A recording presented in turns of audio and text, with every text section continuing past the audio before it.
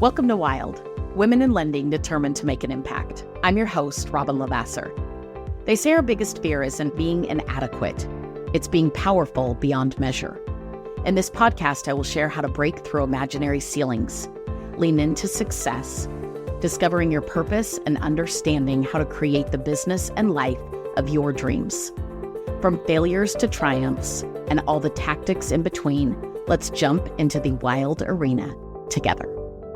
Well, welcome back to Wild with Robyn LaVassaur, talking today about a topic that might have wore itself out a little bit, and that is NAR opportunities. Did you find any? Were you looking for them? Did you take advantage of them? Were you able to grow from them? I will tell you, I think oftentimes that we think, oh gosh, this is going to be a lender problem or a realtor problem and it doesn't have anything to do with me. And the truth is, when we are in sales in general, in the same industry, meaning it's reliant on one another, all of it matters.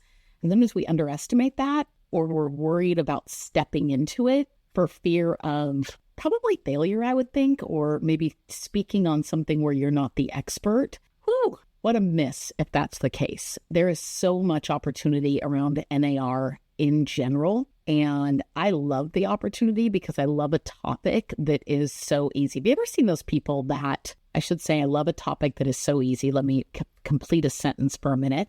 I love a topic that is so easy that you could grab a microphone and a camera and walk around and interview people and they would have something to say about it. And you know me, one of my analogies is always talking about the fact that in lending, in general, in real estate in general, people are interested in what we do because what does everybody want? The American dream, to buy a house, to own a home. They want to know about it. It has something to do with finances, building wealth, leverage. So everyone wants to talk about it.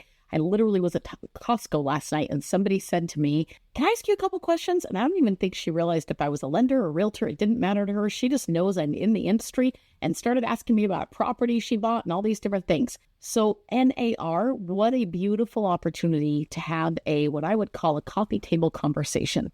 Why do I call it coffee table conversation? Y'all seen the books that sit on the coffee table that you say, oh, the only reason I have that is a conversation piece. That's NAR right now. And so how do you take advantage of that as a lender and really even as a realtor? I'm not a realtor, but I'm going to talk about a few different ways. One, simply asking people what they know, what they've heard, how they feel, how they believe it could impact them. There are so many questions that you can ask: what they know, how they feel, how they believe it will impact them, what they've heard, right? All of the things that you could ask that then draws something out of people that, man, now I could become potentially the expert. Well, what an opportunity in lending to actually get more in team, more valuable with a realtor partner. And if I were to ask you guys to write down on a piece of paper, like indulge me for a minute, and shy of being a driver right now, maybe you're working out, don't have pen and paper, but think in your head, my job is blank to a real estate agent. As a lender, my job is blank to a real estate agent. And I will tell you, there are countless lenders and realtors who would fill that blank in with tasks that are done by essentially anyone. Get me a pre-approval letter, close a loan, provide financing, all the basics. It's always been, in my world especially, and I learned this so many years ago, and it was such a valuable shift in my mind to add value to an agent. Let me define the word value: time, joy, money. I could make a realtor laugh and make things a little more joyous for sure. I'm not sure that would rank above time. I could save them time with updates and communication, all of those things. But if I were to put it in order, why a realtor would truly work with me long-term, stay attached, and not want to work with anybody else, sometimes have to, but not necessarily want to, it would all come down to money.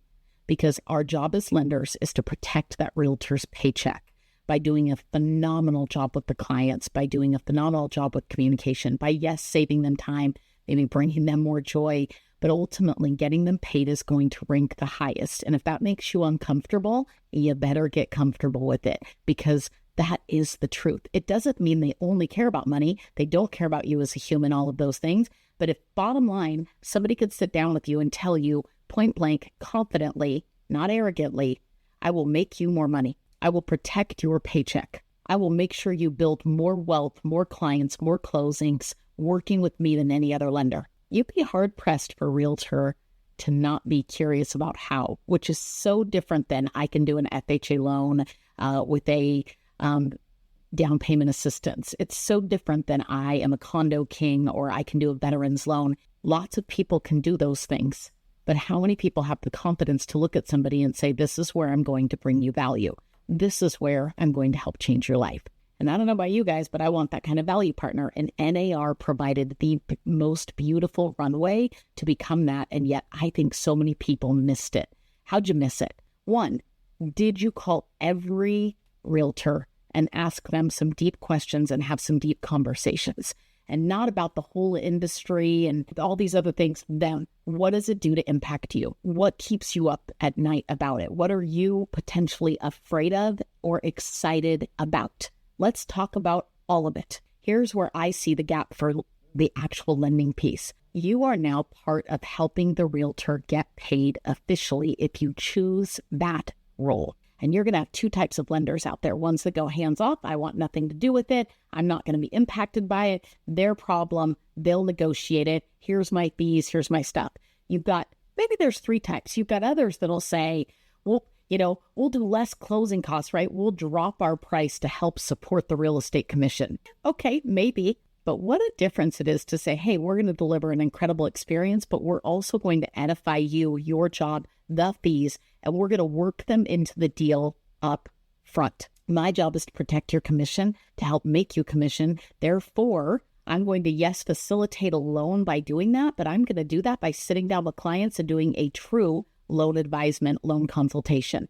I'm going to bring up NAR to your clients in advance. Potentially, maybe you haven't had the time, maybe the courage, I would even say, to do that yet yourself. And I'm going to edify why you get paid what you get paid and how that becomes part of the overall transaction. Not only that, but I'm going to work the numbers in for you so that you're so aware of the elephant in the room. You get to a listing, there's no buyer's agent commission, and you're representing that buyer. We're prepared, and that buyer has heard it from a third-party verifier, i.e. the lender, even more than they've heard it from you, edifying the entire thing. Can you imagine lenders doing that for you versus, hey, borrower, I can get you a lower rate or I'll save you a little bit of money on fees. Hey, I can do this program versus I'm so invested in helping you navigate this NAR settlement, what it means to the clients, getting them comfortable with it, opening lines of communication,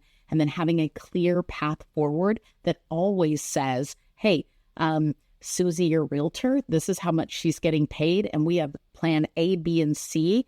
We're totally prepared for them to make an offer, regardless of what the seller does, and still get Susie paid. If you didn't take advantage of that with every single realtor you have, if you didn't bring the realtor in to watch you do consultations on Zoom and or face-to-face, start doing it now. I promise you, when you become truly a value-driven lender to what I consider one of the most valuable resources. I don't know about you guys. I have so much mad respect for real estate agents that work their tails off for clients, just like I have mad respect for lenders that want to be the best of the best in the industry and raise the bar, right? Bring the tide up so all the boats rise. Be that person, and you will have more fun at work every single day.